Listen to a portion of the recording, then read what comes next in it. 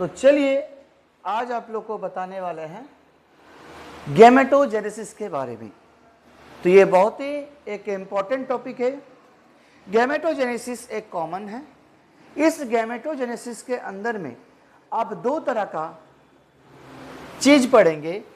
एक को कहेंगे जहां पर मेल गैमेट का फॉर्मेशन होगा उसको कहेंगे स्पर्मेटोजेनेसिस। अगर फीमेल गैमेट हम बनाएंगे उस प्रोसेस का नाम होगा oogenesis।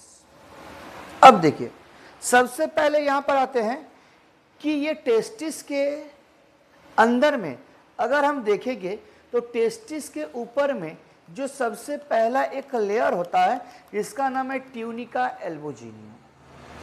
तो ये मेरा लेयर क्या है? ट्यूनिका एल्बोजेनिया। अब ये ट्यूनिका एल्बोजेनिया जब इनफोल्ड होगा तो ये बनाएगा टेस्टिकुलर लोब। ये जब इनफोल्डेड होगा तो ये बनाएगा टेस्टिकुलर लोब। आप लोग को पता है एक टेस्टिस के अंदर में 250 लोब्स प्रेजेंट होता है।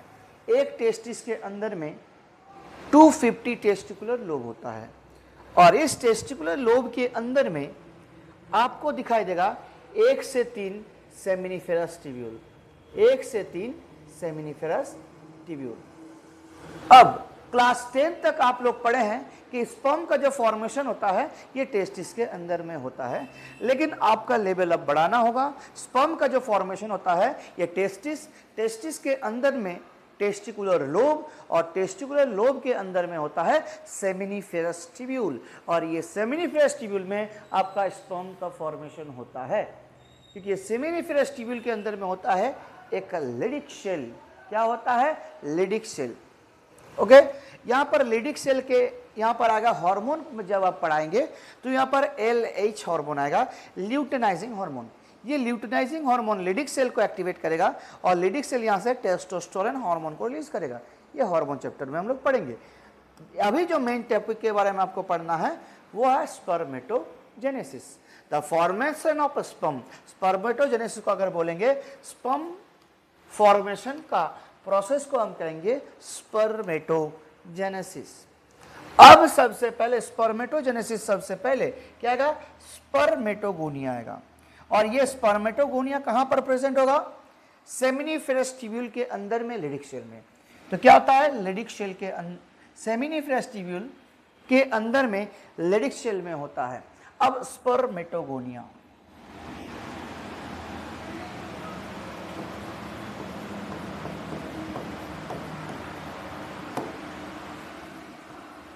स्पर्मेटोगोनिया। अब ये जब स्पर्मेटोगोनिया सबसे पहले क्या होगा? Multiplication phase. मल्टीप्लिकेशन फेज में मेनी स्पर्मेटोगोनिया बनाएगा। अब ये मेनी स्पर्मेटोगोनिया जब क्या करेगा? माइटोसिस करेगा। मेनी स्पर्मेटोगोनिया जब माइटोसिस करेगा तो वो क्या बनेगा? Primary spermatocyte. Primary spermatocyte. अब इसका नेचर क्या होगा? नेचर होगा 2n। प्राइमरी स्पर्मेटोसाइट का भी नेचर क्या होगा? 2n, मतलब डिप्लॉयड इन नेचर। स्पर्मेटोगोनिया भी डिप्लॉयड इन नेचर है और प्राइमरी स्पर्मेटोसाइट भी डिप्लॉयड इन नेचर है। दैट मीन्स अभी भी ये गैमेट नहीं बना है, क्योंकि आप लोग को पता है gamete her time haploid in nature होता है और गैमेट बनने के लिए ये डिप्लॉयड इन नेचर को हैप्लॉयड में बदलना पड़ेगा। अब ये प्राइमरी स्पर्मेटोसाइट क्या करेगा? प्राइमरी स्पर्मेटोसाइट जब ग्रोथिंग फेज में आएगा तो इसको क्या कहते हैं? Multiplication phase. ग्रोथिंग फेज में आएगा जब ये प्राइमरी स्पर्मेटोसाइट जो डिप्लॉयड इन नेचर है, ये डिप्लॉयड इन नेचर है और स्पर्मेटोगोनिया भी डिप्लॉयड इन नेचर है। ये डिप्लॉयड इन माइटोसिस किया तो डिप्लॉयड इन नेचर अभी भी ये गैमेट बना नहीं। अभी भी ये गैमेट बना नहीं। अब गैमेट बनने के लिए ये क्या करेगा? मियोसिस 1 करेगा। अब मियोसिस 1 के रिजल्ट पर यहां पर इक्वल साइटोकाइनेसिस होगा। इक्वल साइटोकाइनेसिस मतलब ये जो स्पर्मेटोसाइट है ये इक्वली डिवाइड करेगा, दैट्स वाई सेल का डिवीजन को हम लोग कहते हैं साइटोकाइनेसिस। और ये साइटोकाइनेसिस किस तरह का होगा? इक्वल डिवीजन होगा। तो हम यहां पर कह सकते हैं जब ये प्राइमरी स्पर्मेटोसाइट मियोसिस 1 करेगा, जब ये प्राइमरी स्पर्मेटोसाइट मियोसिस 1 करेगा तो वो क्या बनेगा? Secondary spermatocyte. सेकेंडरी स्पर्मेटोसाइट क्या बनेगा? Secondary spermatocyte. अब यहां पर बता रहे हैं जब भी मियोसिस 1 हो रहा है यहां पर रिडक्शन हो रहा है। जब भी मियोसिस 1 हो रहा है इसमें रिडक्शन हो रहा है, मतलब रिड्यूस हो रहा है। क्या रिड्यूस हो रहा है? ये डिप्लॉयड इन नेचर था, अब जो सेकेंडरी स्पर्मेटोसाइट बनेगा ये हेप्लॉयड इन नेचर और दोनों के दोनों हेप्लॉयड इन नेचर होगा। Got it? अब सर देखिए, अब अगेन यहां पर मियोसिस 2 होगा। अब मियोसिस 2 में भी इक्वल साइटोकाइनेसिस डिवीजन होगा।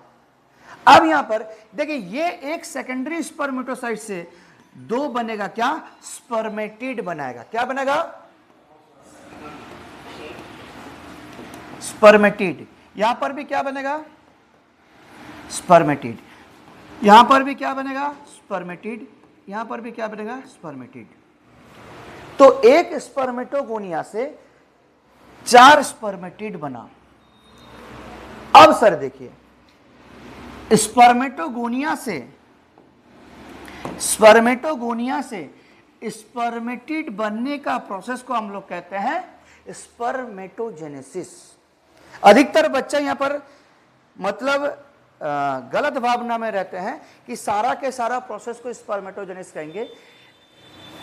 स्पर्मेटोगोनिया से स्पर्मेटिड तक हम कहेंगे स्पर्मेटोजेनेसिस हो रहा है, लेकिन स्पर्मेटिड से जो स्पर्मेटोजोआ बनेगा उसको कहेंगे स्पर्मियोजेनेसिस। तो स्पर्मेटोजेनेसिस कहां कहलाएंगे भाई? स्पर्मेटोगोनिया से स्पर्मेटिड बनने का प्रोसेस को हम कहेंगे स्पर्मेटोजेनेसिस। अब सर स्पर्मेटिड से जो स्पर्मेटोजोआ बनेगा उसको हम प्रोसेस को क्या कहेंगे?